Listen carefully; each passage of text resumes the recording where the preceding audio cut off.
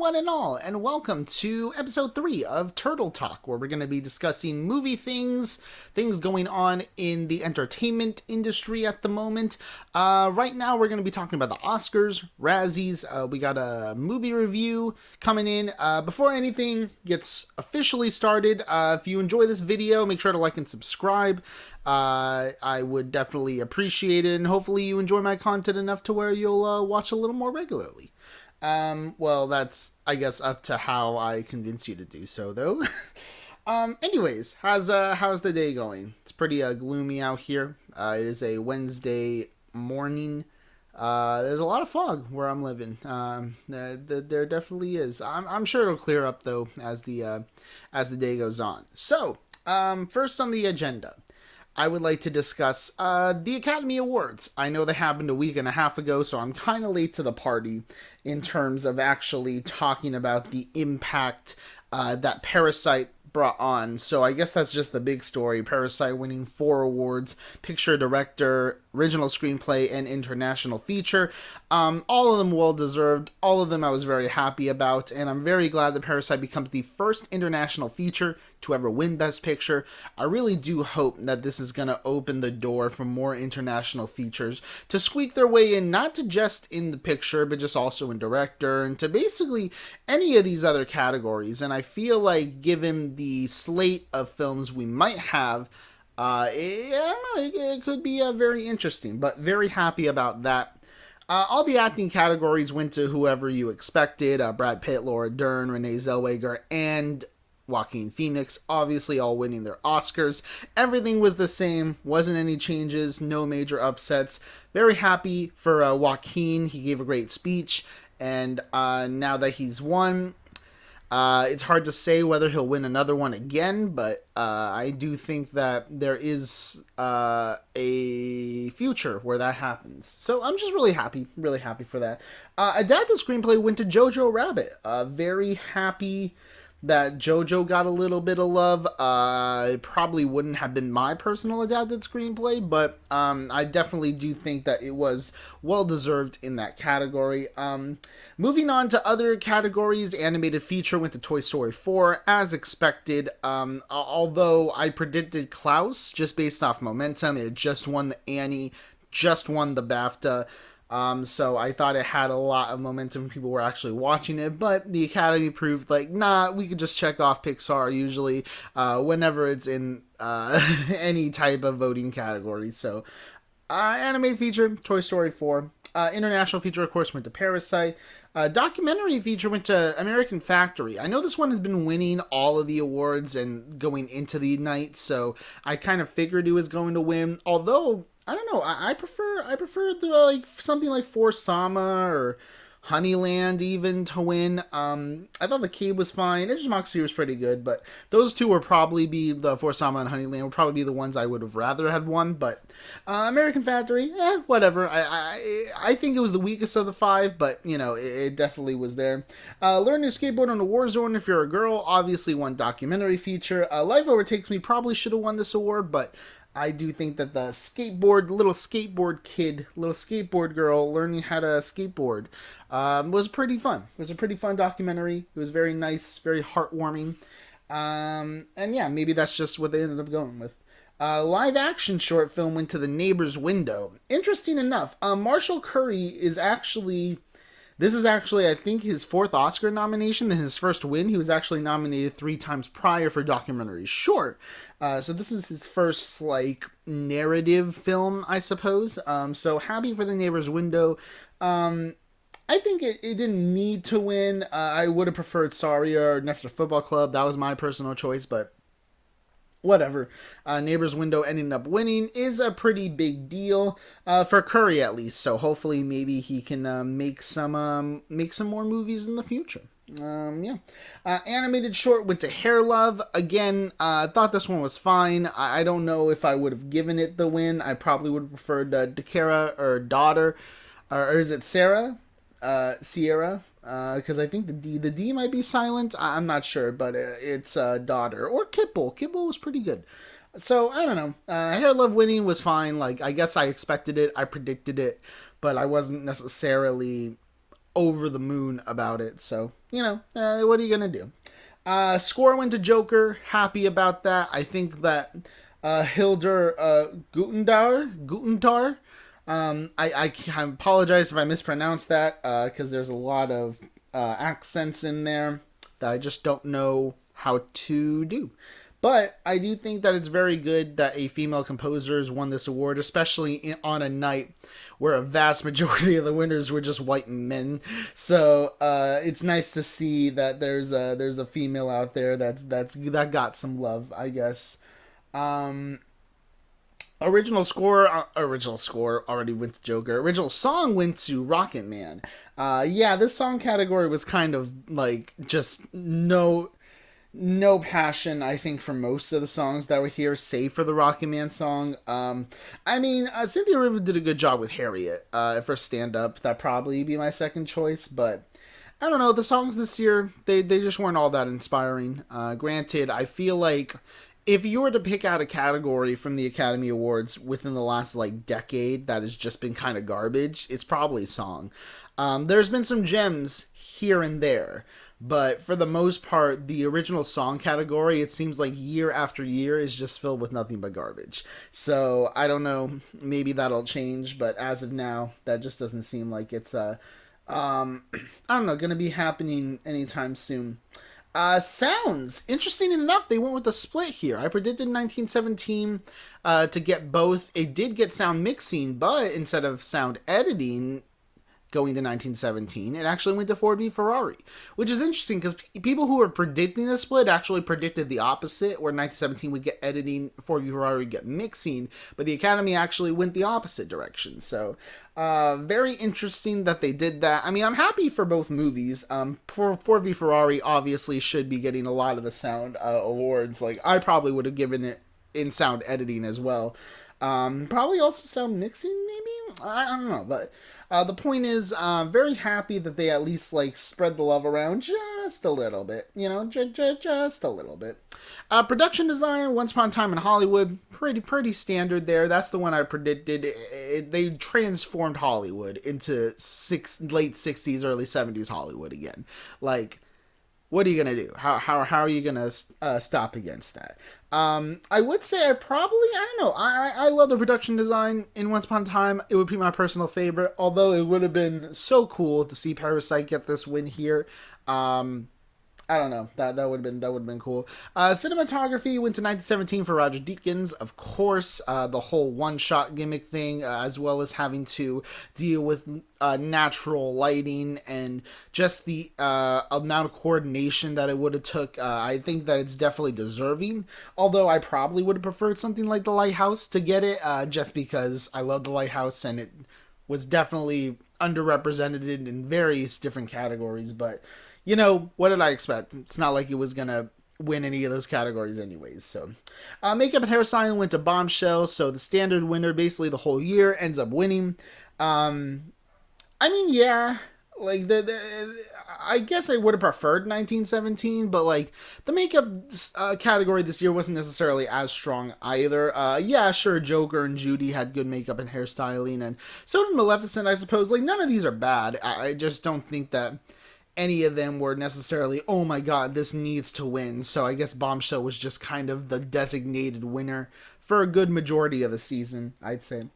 Costume design. We got Little Woman winning costume design. Happy about that. Happy that Little Woman ended up winning costumes. And again, another female winning an award. I think we've had like 5 females win Oscars tonight, so that's pretty good. Granted, I'm not saying that every category has to have a female winner. That's not what I'm implying. I'm just implying that, like, it's interesting to see that they are giving these awards, like, to these movies. And granted, I don't think that they're keeping in mind that these nominees are female or male, but hey, Little Woman had the most costumes, I suppose, so it was in a almost shoe-in to be in contention, if not to win this award, so I'm happy that I did. Seriously, guys, you have no idea the amount of tiredness I am embodying right now. We got film editing, Ford v Ferrari. I expected this.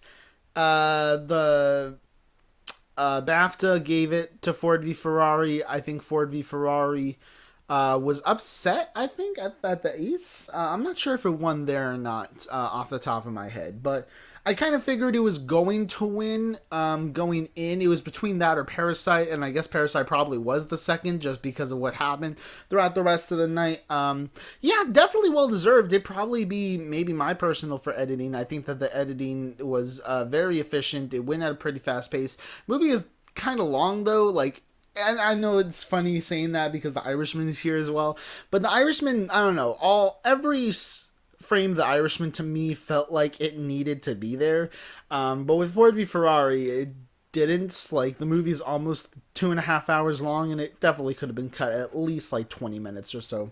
But hey, I mean, the racing scenes were freaking cool, so yeah. And finally, visual effects. We have 1917 winning. I was kind of pulling for Avengers to get this win, but unfortunately, that just didn't happen. Now, rather than discuss like any further about the awards, I kind of want to just dive into like the show itself because I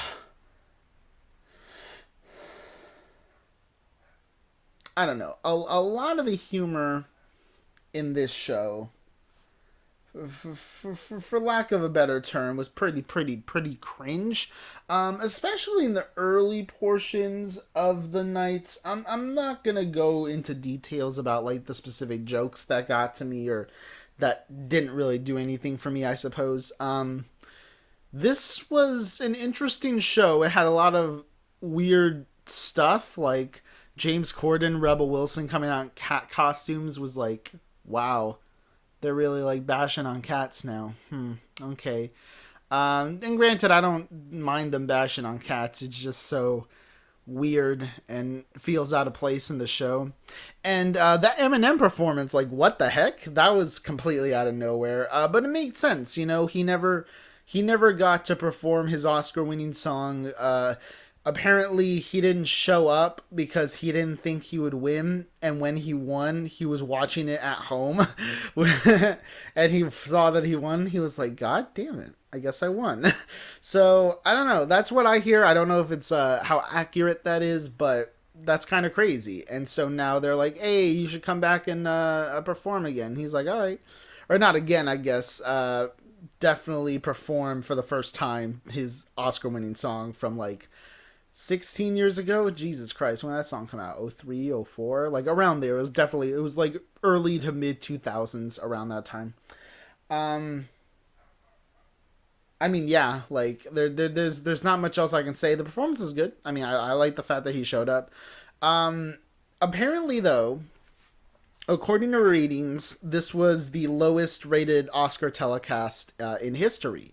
Only just under like what I think it's like just over like 23 million viewers, which is down like 6 million from last year's, which was already one of the record lows for their history.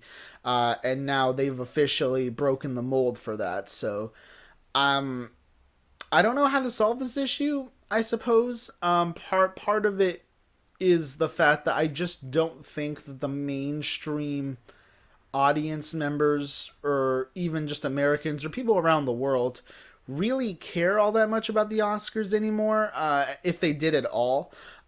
People who really care are either people in the industry, people who are friends of people in the industry, or people who love movies in general. Like, I'm a movie lover, so I just kind of am paying attention to the Oscars and the awards just by proxy, you know, just being around that all the time. So yeah, I don't know. I don't really know what they could do to change. I think the whole host list Oscar thing, like, yes, I feel like it makes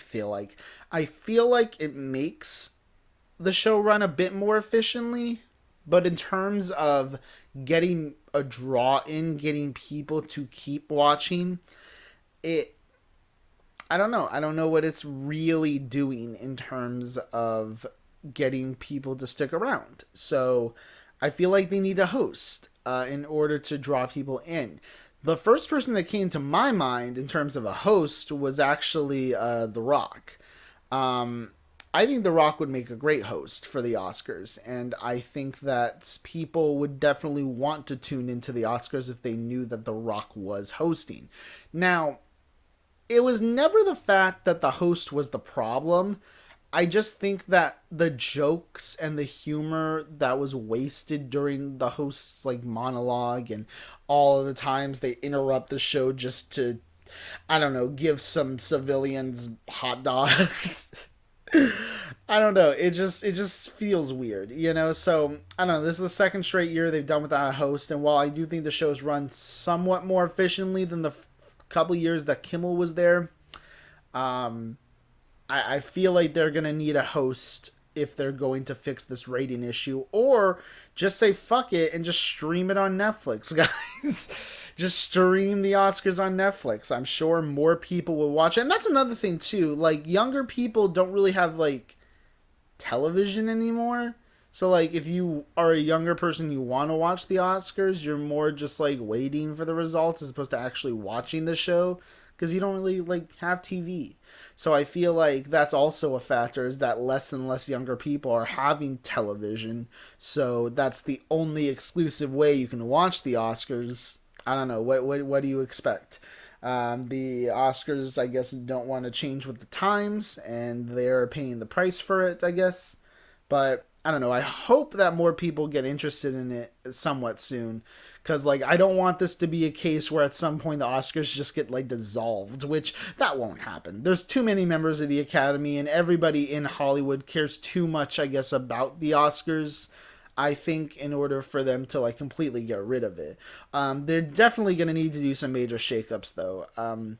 They're already taking steps for that. They changed the international title. They added 5 nominees to the makeup and hairstyling branch, and there's rumors that they are going to dissolve the sound categories and combine them to just make one best sound category, which again I'm okay with. If I'm okay with it if they give the Oscar to both people. You know, if they give it to like both the people who are involved in mixing and editing.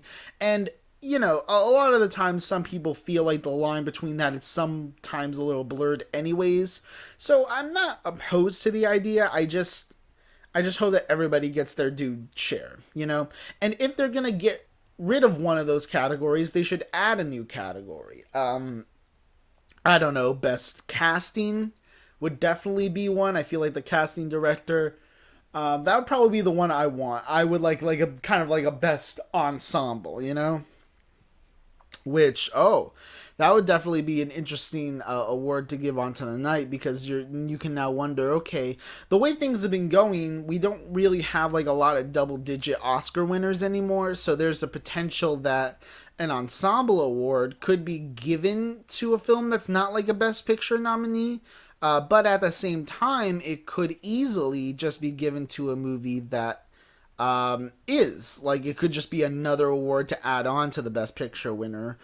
But who knows? Like if there was an ensemble this year, Parasite might have won. So who knows? I am definitely interested, and I would love if they did include that category.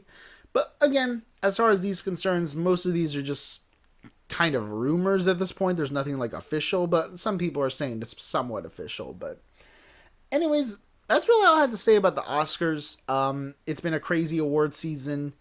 It's been weird not having to continuously keep up with what like critics circles or what like award shows have been giving out to what, you know, so I could follow somewhat of what the Oscar race is. So until next year, I guess the Oscars will just have to wait. But you know what won't wait? The Razzie Awards. So the 40th Razzie Awards have been announced. The Golden Raspberry Awards in their long-term form, I guess, in their official form, the Golden Raspberry Awards. Basically, they're like the Oscars for bad movies. They award what is the worst films of the year, worst picture, worst screenplay, worst acting. And they have some little interesting categories here and there. Now, I never really talked about the Razzies in an official capacity, but I find that the Razzies have a lot of the same issues that like something like the Oscars have, where they kind of just nominate things for the sake of name recognition rather than, I think, actually going in depth into what is and is not the worst of the year. We're gonna go category by category. I'm gonna talk a little bit about each thing, but rest assured, there are gonna be some things that I'm like, really, they did this. Okay, so we have a new category that they just kind of threw in. Sometimes they do this thing where they just add a new category depending on how the year went. So this category includes worst reckless disregard for human life and public property.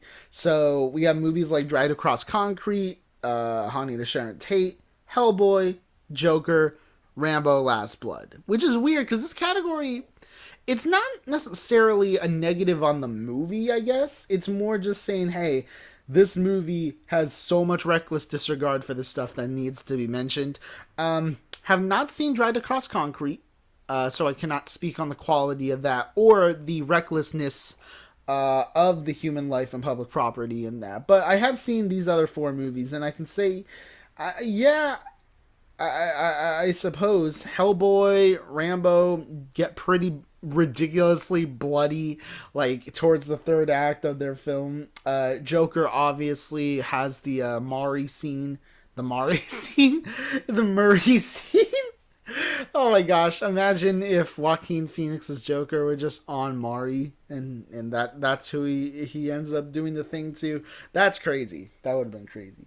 Haunting of Sharon Tate, obviously, that is a blatant disregard for the victims of that tragedy. So yeah, I don't have a problem with this category here in terms of its concept. I like that they're bringing it up, that they definitely are doing that. We have the Razzie Redeemer Award, which is an interesting award that I do like that they give out, which is basically like each year they pick a few nominees who have been in solid stuff this year, who has kind of been prior Razzie nominees and whatnot. So we have Jennifer Lopez for Hustlers, we have Eddie Murphy for Dolomite Is My Name, Keanu Reeves for John Wick Chapter 3 Parabellum and Toy Story 4, Adam Sandler for Uncut Gems, and then Will Smith in Aladdin. I mean, all of these are good choices. Even, I don't know, Will Smith and Aladdin, alright. I don't know, it's like, yeah, he was the best part of Aladdin, and he does try to do something different with the genie character. I don't know if that's redeemable though. Like I wouldn't say that movie redeemed anything about Aladdin, let alone Will Smith. So I don't know. I can't really accurately say that that's the case there. Everything else is fine. I'm thinking they're probably gonna give it to Keanu Reeves, but I don't know. I honestly don't know who they'd give it to. Maybe based on quality of performance, they'd give it to Sandler. And if you're asking what the best performance is from those movies, of those like 5 or 6 films, well, Keanu Reeves is in 2. That's why I'd probably go Sandler. So who knows? Maybe that's the Razzies prerogative, I suppose. Worst screenplay. We have Cats, Haunting of Sharon Tate, Hellboy, Medea Family Funeral, and Rambo: Last Blood.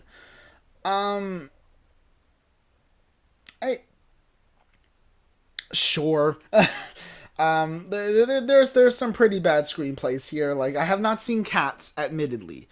So Cats, I kind of can't like say is bad, even though I kind of know it probably is. Haunting of Sharon Tate and Medea both definitely deserve to be there. Hellboy, in terms of its screenplay, I mean, yeah, it's pretty jumbled, convoluted. I could definitely see why somebody just completely hated the way that this movie was written. And Hellboy is kind of a fucking yeah, so I'm okay. I'm okay with Hellboy being there. Rambo: Last Blood, though, I'm gonna be honest, guys. I didn't hate this movie as much as like some people did. Now again, don't get me wrong. It's not like I think the movie's like a great movie or anything. It's certainly not like good, but I don't know. I feel like, especially in comparison to what it's being nominated for, like screenplay, like I don't know. To me, it just kind of felt like a slightly less interesting Taken with a much more hilariously bloody third act. Apart from that, like, I don't know if there's anything about the screenplay itself that particularly bothered me. Uh, as far as it being bad, like sure, again, like I think presentation wise, the movie has some issues, and like I don't think some of the performances are as good as they could be, but I don't know. I didn't think Rainbow Last Blood was that bad, especially on the level of something like Haunting to Sharon Tate, you know? So I don't know. I can't can't really say that I appreciate that it's here. Um wow, this category is interesting. So worst prequel, ripoff, remake, or sequel.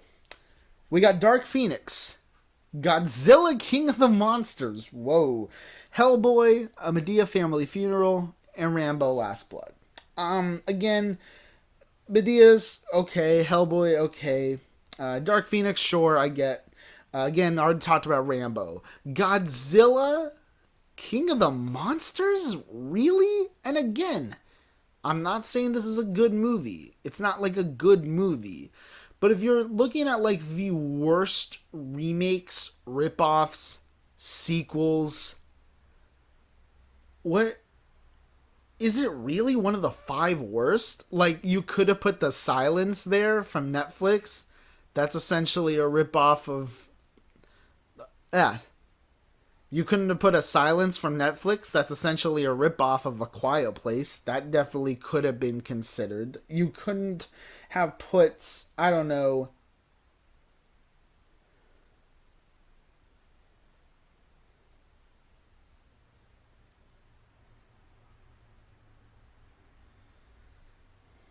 you couldn't have put something like The Hustle with Anne Hathaway, Rebel Wilson. That was definitely a remake of what Dirty Rotten Scoundrels, I believe. So you could have qualified that for the worst remake for sure. Um, I don't know. There's not a lot of films that are coming to mind in terms of these bad like sequels and stuff. So I'm just kind of surprised that Godzilla like even like made it in. I don't know. It just feels I don't know. It just feels weird that that it's there. You know, like for sure don't think it deserves to be like one of the one of the worst. Give me a second. I'm trying to. Yeah, they could have gone a couple different directions. They could have gone Annabelle Comes Home. They could have gone Dumbo. They could have gone The Lion King, Angry Birds Movie 2, A Dog's Way Home. Well, okay, technically I guess that's an original property. Secret Life of Pets 2, Men in Black International, Happy Death Day to You. Like there's like five or six different sequels or remakes or ripoffs that they easily could have put in this category. But no, they put in Godzilla King of the Monsters, which is like, okay, sure, like it's not good, but it's like it's Godzilla King of the Monsters. You get Godzilla being the king of the monsters. I don't really know what else you could have expected from this movie. I didn't have faith that it was going to be like the first one just because of who was like behind the camera and stuff. So I don't know. It just does not. I don't know. Am I the only one bothered by this? Like, does no one else care? I don't know. No one else probably cares. Speaking of not caring, there's this next category, um, worst screen combo. This is always the most frustrating category because they just kind of throw two random things together and it's like, oh, well, this is probably the worst combo of anything. Like, okay, so we have any two half feline slash half human hairballs in cats. So they essentially just mean any two things in cats that interact with each other at all. Which is like, oh, okay, isn't like Couldn't you have just said cats? Jesus, I don't know. Then you have Jason Derulo and his CGI neutered bulge in Cats. So like his CGI neutered bulge, meaning that they CGI'd his bulge out of the movie, right?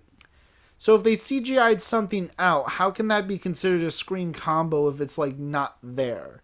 Or are they talking that CGI patch is like so obvious that like it's distracting? But even then, is that a combo that comes along with Jason Derulo? Like, I don't think it's Jason Derulo's fault that like they had to CGI his bulge out. I mean, unless he was just rocking a stiffy the whole movie, which being around all those people in suits, I could totally understand his perspective. I feel you, Jason, but no, I don't agree with this one at all. In terms of that, Tyler Perry, or Tyler Perry in a Medea family funeral. Okay, this one's okay. I'm fine with this one because he plays like 10 different characters, so he's constantly acting against himself. I'm okay with this one. Sylvester Stallone in his impotent rage in Rambo Last Blood. Is this like what makes this combo, his rage and himself, like the worst? Because I legit think he gives a good performance in this movie. I don't really know why it's in the worst. There's so many other combinations of things that you could have done. I've noticed that like there's no screen combo for Haunting of Sharon Tate. You could have easily replaced one of those with like Sharon Tate and her constant philosophical ramblings or something like that, because the entire movie is just full of nothing but just references to fate and like whether we actually control shit or whatnot. So I don't know, maybe that's something I just didn't think about. And finally, John Travolta and any screenplay he accepts. I mean, yeah, I think that's especially true for this year. I haven't seen this other movie that he's nominated for, but I have seen The Fanatic, and sure, yeah, I can totally agree with that. Is that the first? Well, it's not a direct Fanatic reference, but it's definitely referencing the fact that he was, yes, in The Fanatic. So, I don't know. Yeah, so we're gonna go to Worst Supporting Actress. We got Jessica Chastain for Dark Phoenix. I'm just gonna read through these. Cassie Davis for Medea Family Funeral. Judy Dench from Cats. Vanessa Penda from Rambo Last Blood, and then Rebel Wilson from Cats as well. Again, haven't seen Cats, so I can't speak on that. Cassie Davis as Aunt Bam. Okay, she's very annoying. She's clearly not as old as they're making her seem, and her jokes aren't funny. So I'm okay with her being there. Vanessa Pineda, which is interesting because I believe she plays the younger friend who like convinces the girl to like go with her or something like that. Um she's in like four scenes in the movie in like somewhere in the middle. And she was the weakest actress of the movie by far. So I'm not surprised that they picked her. I'm more surprised that they even remember to have picked her.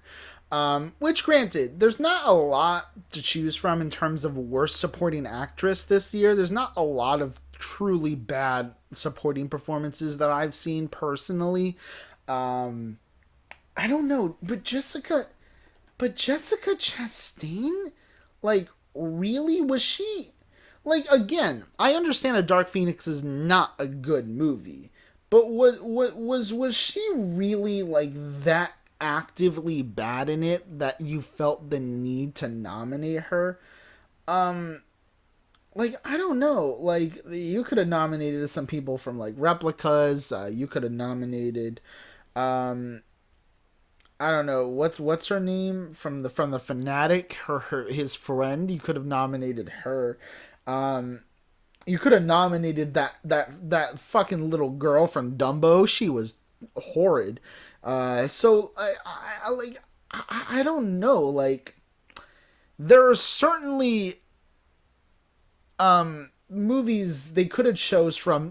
Beyonce from The Lion King. Jesus Christ, she was bad. So like yeah, I don't know. Like I understand why they would put Jessica Chastain just because like well we can't think of anyone else, but like I don't know, like I just looked through the movies that I'd seen this year, and even though there's not a lot, I could have named at least like three different movies that had performances that I could have replaced that with. So yeah, I just don't know. I just don't know. Worst supporting actor. We have James Corden for Cats, Tyler Perry for Medea Family Funeral as Joe, Tyler Perry for Medea Family Funeral as Uncle Heathrow. I'm not.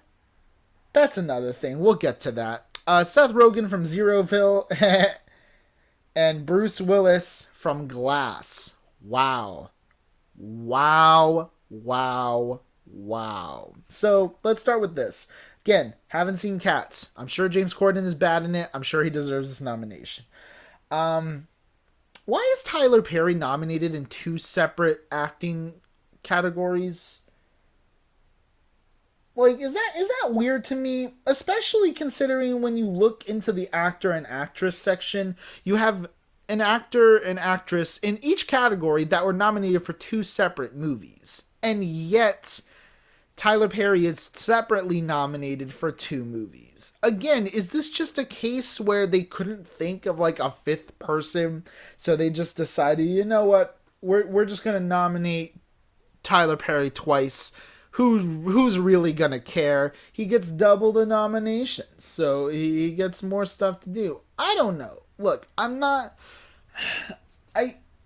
saying that they have to like keep track of all the movies they watch, but I feel like if they had seen more bad stuff, they would have been able to find someone else that they could have gone into. You know, you could have nominated the dude from Secret Obsession. You could have nominated the little boy from Dumbo. I don't know. You definitely could have nominated Will Ferrell from Zeroville. I understand why Rogen's in there, but I feel like Ferrell was actually worse. And I've seen Zeroville, by the way, and that movie is like, I don't know. I've never seen a movie that felt so lazy yet so pretentious. I don't know. The movie's not good. I'll tell you guys that right now. But yeah, I don't know. There's definitely opportunities that they could have had to like nominate people like outside of those categories, you know, and not all the performances are that like terrible, which is just kind of getting to me. Also with the Bruce Willis stuff, right? Like, why? I get it. He's not good in the movie. It's just I'm surprised that they even remember that performance, you know? Enough, not even just remember it, but have enough people remember it to where it's actually warranting a nomination for him. That's kind of crazy. Especially since I don't know, you have movies like Replicas that were released in January that were just as bad, if not worse, than some of these movies nominated here. And yet it showed up nowhere. Now, granted, I'm not saying you had to nominate like Keanu Reeves for Worst Actor. It'd be a little weird to have a Razzie Redeemer Award given the same year that they're also nominated. I don't think to this point. Now the Razzie Redeemer, it's only like 4 or 5 years old, so it's not like that old. But it definitely is more difficult to gauge how that would work if they were to be nominated in two different categories, one for Redeemer and one for actual worst actor. But come on. Replicas deserved a lot more love here. Like, no worst screenplay even. No, like, worst director. You could have even nominated like one of the dudes in the worst supporting actor. Not saying they necessarily deserved it, but compared to like I don't know Seth Rogen, I don't know. You definitely could have done that. Take one of Tyler Perry's. I don't know. It just seems weird that they remembered Bruce Willis in that movie, but they didn't remember how awful Keanu Reeves was in Replicas. Um, Moving on, we're gonna go to worst actress now. Hilary Duff haunting to Sharon Tate, Anne Hathaway for The Hustlers and Serenity. Francesca Hayward for Cats, Tyler Perry and Medea Family Funeral as Mabel, and Rebel Wilson in The Hustle. So this is another thing that the Razzies do that always annoy me is when they just put Tyler Perry in actress for no other reason than hey, he's a male dressed as a woman, so we're just gonna put him in actress because isn't that funny because he's playing a woman. Like, you realize that just because his character's a woman doesn't mean that he is like he's a male. Like, I don't have a problem with their juvenile humor. My problem is that there's other females who truly gave bad leading performances this year that could have been nominated in this category, but they won't be, and they won't be properly recognized or addressed because they're just so obsessed with having this inside joke about Tyler Perry dressing in drag, and that's the whole reason he's nominated to begin with. I don't know. I just feel like you're taking away the opportunity for another female to be nominated here. It just, I don't know. And it's a joke that at this point has run its course. Maybe when the first like few Tyler Perry Medea movies were coming out and those were getting a lot of nominations, perhaps like okay, then they might have been a little bit funny. But like at this point, he's been nominated in the female category for how many years now? It's just, can we just stop this, guys? And I guess we are, because apparently this is the last Medea movie, so I assume this is the last time we're going to see him nominated here, at least for this film. But I don't know. I don't really have Again, I guess The Hustle... Hathaway and Wilson weren't terrible. Like, they had terrible material, but I think they did the best they could. I'm not necessarily surprised they're nominated, I guess. Although, I'm surprised that they saw Serenity. That's another January movie that, like, I didn't expect anyone to have even remembered, let alone voted here for. Why didn't that make it to worst screenplay? Like, really? You think Rambo's screenplay is worse than Serenity's? Alright. I'm just asking questions here. Hilary Duff deserves it. She gives an awful performance. Very happy she's here. Francesca Hayward, again, haven't seen Cats. I can't imagine, though, that her performance is that terrible, though. Like, and again, for anybody in Cats, really, like, it's certainly not, doesn't seem like it's good, but, like, what could they have done? Could the actors have changed their fate at all? I don't know. Yeah, I guess that's it for those nominees. There's not really I don't know, there's not really a lot of variety, I guess. I wish that there were more movies represented, because if you look at it's very similar to the Oscars. They just kind of voted down the line for a lot of this shit. And I appreciate that these movies are getting recognition for being bad, but I don't know, there's worse movies out there, I think. Anyways, worst actor. We got James Franco for Zeroville, David Harbour for Hellboy, Matthew McConaughey for Serenity, Sylvester Stallone for Rambo Last Blood, and John Travolta for The Fanatic and Trading Paint.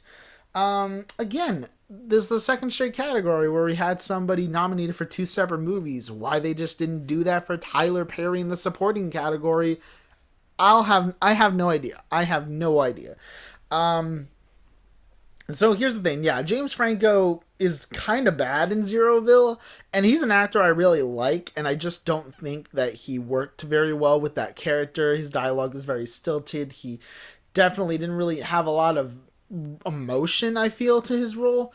I mean, that movie was just all over the place, but either way, so I guess I'm okay with him being here. McConaughey, he's trying. The material isn't the best, and the twist is ridiculous, but he's giving it his all. He's committed. I'm not sure why he's here. Same thing with Stallone. Um, yeah, again, the script might not be doing him any favors, but he's definitely making the most of his script, you know? It's just, I don't know. I don't know why he's here. David Harbour, especially, like, why? Like, of all of these five, he clearly gives the strongest performance of the five. He is literally the only reason that Hellboy is not, like, the worst thing in the world. Like, I don't know. I felt like he was legitimately trying, and part of this could be that his character is so unlikable that maybe it just kind of bled into the actor race. But I don't know. I feel like the way the character is written versus how the character is portrayed should be considered two different forms of like critiquing. I guess they shouldn't be judged in the same way. I feel, but either way, yeah, John Travolta for Fanatic and Trading Paint. I've not seen Trading Paint. I'm sure it's bad, but I guess I'm glad Travolta's here. I don't know. There's just, again, no Keanu Reeves, no Tyler. Why didn't they put Tyler Perry in the actor category? I don't know. Maybe because he's not like the lead. I don't know. Is there even a lead in that movie? I guess Medea would be the lead. My goodness. Yeah, not really much else to say about this category. Worst director. Fred Durst for The Fanatic. James Franco for Zeroville. Adrian Grunberg for Rambo Last Blood. Tom Hooper for Cats. Neil Marshall for Hellboy. Again, have not seen Cats. Cannot speak on the direction of that film. Fanatic, sure. Fred Durst directed that movie terribly. No Honey to Sharon Tate, though. Interesting enough. No Shyamalan for Glass either, which is interesting. I kind of get the James Franco Zeroville. He'd probably be in my worst. Again, Rambo Last Blood, I think the hate's overhyped. I don't need that in the so. Hellboy, interesting. They didn't nominate Perry for director? See, that's also what's weird. Like they do such weird stuff. Like they'll have a like Medea show up in a lot of places, but like when it's in the area you feel like it should be, it's just not. You know, like let me just double check because it did get into screenplay. I don't know. I don't know. Like, granted, maybe they just thought the movie was so lazy that like there was no director, so they just didn't even bother. But like. Could you really say that like Cats or Hellboy is a worse directed film than Medea Family Funeral? At least in those ones it had like stuff. like there was it seemed like there was some form of vision or effort that was put into it, you know? As opposed to Medea Family Funeral where there was no vision. There almost was no effort. So can't really say with any real confidence how that would have turned out. Yeah, I mean, I don't know. There's just a lot of, like, I don't know. No Haunting of Sharon Tate. There's The Silence is not here. Secret Obsession? Jesus Christ, that could have been in here. So I'm curious. Do you think that maybe, like, they just didn't see these Netflix movies? Or do you think they just didn't qualify them? Because if not, I think they should. Because some of these Netflix movies, guys, are like not good at all.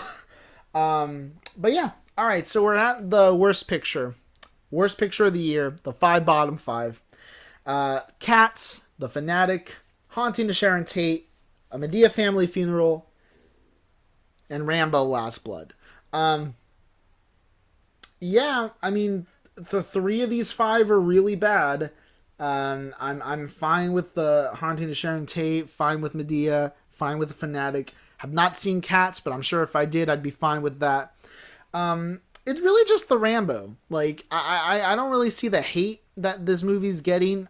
It's gotten a lot of nominations. I think it's like it had 8 nominations. It tied Medea with 8 nominations.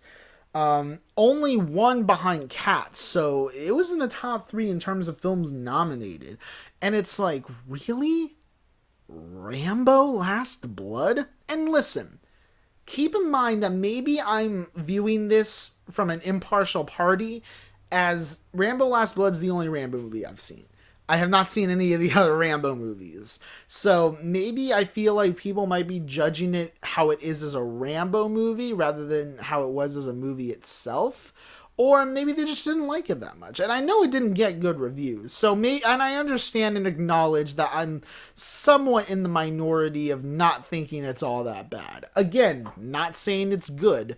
It's just compared to the other films nominated, or even some of the movies that weren't nominated, this one just did not compute. That's it. That's really all there is for the Razzie talks. Apparently, the nominations or the award show is going to be on March 14th. So I guess I have a month to kind of watch all these movies. There's not a lot of movies like nominated this year, and I've seen a good majority.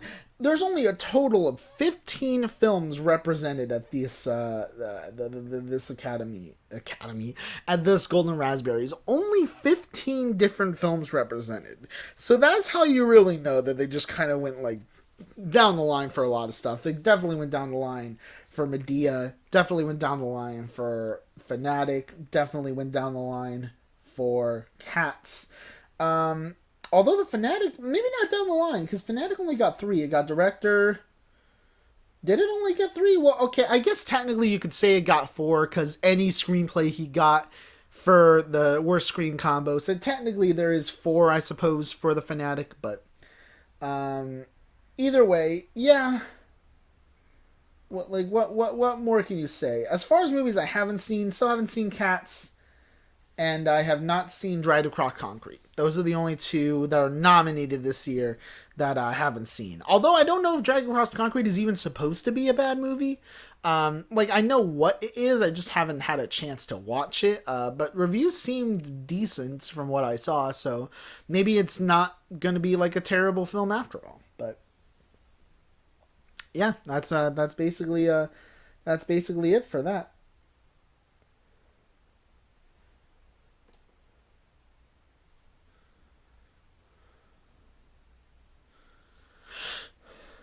All right, guys. So the climax of this video, the main attraction, the main event, I suppose, is that I saw Sonic the Hedgehog this weekend, and I thought I'd talk about it a little bit. So Sonic the Hedgehog is a 2020 action adventure film based on the popular video game character.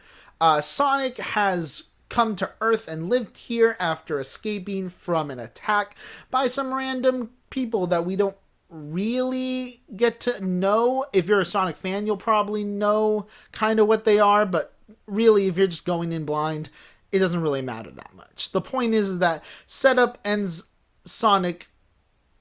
What? Anyways, the setup puts Sonic on Earth. He's been living here for a while in this city called Greenville, which is run by a Sheriff Tom, played by James Marsden, who eventually befriends Sonic and eventually has to go on a adventure-like quest with him in order to secure a MacGuffin that will make a lot of their lives much better. But Dr. Robotnik, played by Jim Carrey, is coming to attack them. Yada yada yada. Humor and shenanigans ensue. We have our movie. So obviously I don't need to go into detail about the long history of this redesign debacle. Just have it known that redesign helped this movie a lot. The new design on Sonic is a lot more sleek, a lot more accurate looking to the character. It does not look like a nightmare garbage fire that was the first design. So I'm very happy that they actually went out of their way to try to get this design fixed. And what are the animators getting repaid? They get fired. The studio shut down that made these redesigns. It's crazy. I don't know. it's a lot more enjoyable to sit through with this new redesign. Now, how's the movie overall though? Because I remember when this redesign business was happening, I was still very skeptical because my whole philosophy was like, look, yes, I get it. They're gonna change the design of the character, but that doesn't necessarily mean the movie's gonna just be good now. You know, like the movie could still be bad. I will say, the movie's not as bad as I thought it was going to be, and part of the reason I actually think is the strength of a lot of the characters. I actually really like Tom and Sonic's dynamic in this movie. They had a really good chemistry together, and there were some interesting points of humor throughout the movie involving them that I thought were utilized pretty well. There's some pretty fun scenes that are very action heavy. There's a lot of fast moving stuff, as you can imagine, with Sonic. Ben Schwartz does a really good job as the Sonic voice. He really embodies this character and this fast mentality that he has, and I think that he contrasts with Tom's kind of stilted, we gotta get like serious stuff done. You know, it's basically like a buddy cop type movie for a little bit. Dr. Robotnik, played by Jim Carrey, is actually also really good in this movie too.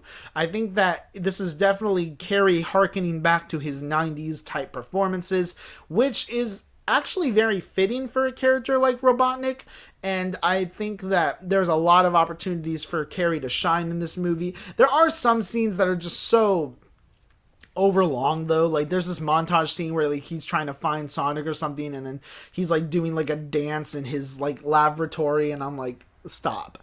Just stop. Like, we don't need to see this.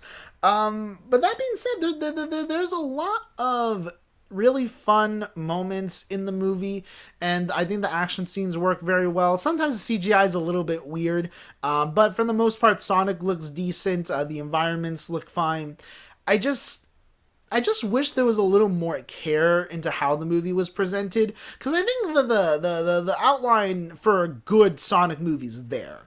It's just this movie doesn't really do all that much with its like setups and its payoffs. There doesn't really seem to be a lot going on with that. The movie is more just trying to get you to sit back, relax, and just enjoy it without really having to think about it too much, which I suppose for a Sonic fan or somebody who likes this character would be pretty fine. I think a lot of Sonic fans are going to actually really like this movie. But if you're like me, and you're watching this not because you're a Sonic fan, but because you're a movie fan and you just want to see a good movie, this isn't gonna do it for you. There's a lot of stuff that's very like groan worthy about this movie. Case in point, the humor. There are some funny moments, some funny lines, and I do think that the characters and the actors really make it work sometimes when it shouldn't, but there's a lot of humor in this movie that's very juvenile, humor that's not really all that funny. There are points where like they try to turn certain things humorous that just don't work. Like the outrageous and absurd product placements in this movie. There are literally times where they stop the movie to advertise stuff to you. Like, it's not quite like Cat in the Hat, oh, I'm just going to look at the camera and hold 2 tickets to Universal Studios type thing, but it's pretty close to that. Like, there's some Olive Garden, like, references, some Zillow references. Sonic even flosses a couple times. And not like flossing, like the Fortnite dance flossing. So that was fucking cringe. I don't really know, like, why they even included a lot of this stuff. I guess the answer could be that, oh, well, if young kids watch this, young kids know Fortnite, so they'll see that dance and go, Sonic plays Fortnite, guys. Oh, Jesus. There's also a lot of, like, leaps in logic, obviously, that you kind of have to take with this movie. Like, you can't think about it too much, otherwise, like, there's just going to be situations that you're wondering how would even, like, work out. Like, apparently Sonic can run the speed of light, but he can only do it when the plot wants him to. Like, there's specific scenarios where he easily could have gotten out of a situation or could have made a situation better if he had just done his whole, oh, I can run at the speed of light type thing. But I don't know, like, it just didn't work. And the only way you can make an OP character like that have any type of competition is if you kind of put the other opponent at the same level, which they kind of try to do with Robotnik, but then it just becomes like two really fast people just kind of running and racing. And I don't know, the climax I feel could have been handled a little bit better, but there is a really cool CGI shot of something getting like destroyed, which is like pretty dope. Um, yeah, the thing is like the humor's just not there. The presentation of the movie is somewhat lazy. Like, there's no like dynamic choices in the way that the movie is shot or anything like that. Everything is pretty standard, straightforward blockbuster territory. And if that's something that you're okay with and you're just looking for in a Sonic movie, then by all means, I think this movie's going to be for you. There is certainly stuff to appreciate about the movie. The movie does try to get like existential in some ways, which feels kind of out of place. I think they might have intended it for it to it be they might have intended for it to be humorous, but like, I don't know, it didn't really come off that way. And I don't know, I felt like some of the tones of this movie just kind of clashed with each other a little bit too much. And there's just, I don't know, a lot of the scenes just feel like they're there to try to get you to laugh. And it's just not working. Just not working. But look, Sonic the Hedgehog, certainly not the worst thing you could be watching. Certainly not a terrible movie by any stretch. A lot better than I initially thought it'd be, but there's still a lot to be improved upon. And in terms of getting that video game film that everybody is going to love and adore, this one might be that for Sonic fans, but for the rest of the general public, I'm not really quite sure how that's going to pan out. It's making a lot of money, though. I think it made like 101 million worldwide, which is great, especially considering they had those redesigns. They needed this movie to do well, and it did. Unfortunately, it can't open in China yet because of the whole coronavirus thing, so hopefully it gets to open there soon. Otherwise, I don't know, that's just... that would be very unfortunate. Let's just say that. I'm feeling a strong 5 out of 10 on this film, and a kind of shrug recommendation. If you have like less than 2 hours to kill and you're bored, I suppose it's a decent time filler. If you're a Sonic fan, this is definitely something you would really want to see. But for the rest of you, I don't know. You don't necessarily have to run out of your way to see a matinee would be fine, or maybe if you have a discount theater or something like that around your area when it comes to that would be preferred. Yeah,